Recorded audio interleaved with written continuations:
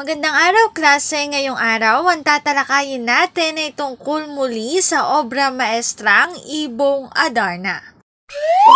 Magbasa, makinig, matuto at magsaya. Ako si Binibining Menya. Handa na ba kayo? Tara na, umpisa na nating isa-isahin at pirapirasuhin ang mga detalyeng nakapaloob dito. Katulad ng binanggit ko kanina, ang ating talakayan ay ikot lamang muli sa obra maestrang Ibong Adarna. Partikular na sa buod ng Kabanata 15, ang muling paglisa ni Don Juan saknong 429 to 442. Madaling araw pa lang ay umalis na si Don Juan upang tumakas sa kanyang ama. Batid niyang kailangan niyang magtago dahil sa pagpapabaya sa Ibong Adarna. Paggising ng hari ay agad itong nagtungo sa silid na kinaroroonan ng ibon. Nagulat ito nang matagpo ang wala na ang ibon sa hawla. Nang ipinatawag ng hari ang kanyang mga anak, dalawa lamang ang humarap sa kanya. Nagtangkang magsinungaling muli sina Don Pedro at Don Diego, ngunit hindi sila agad pinaniwalaan ng hari.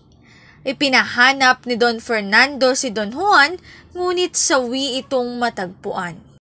Ayon sa dalawa pang prinsipe, ay nagtaksil si Don Juan at handa silang umalis upang hanapin ang nagtatagong bunsong kapatid.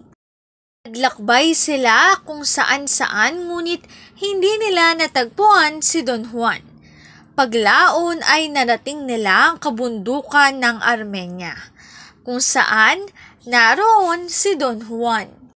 Sa bahaging ito, tatalakayin naman natin ang talasalitaan sa kabanatang ito. Batid, alam, nagtungo, nagpunta. Ang link na ito ang aking source sa mga written information na makikita nyo sa bawat slides.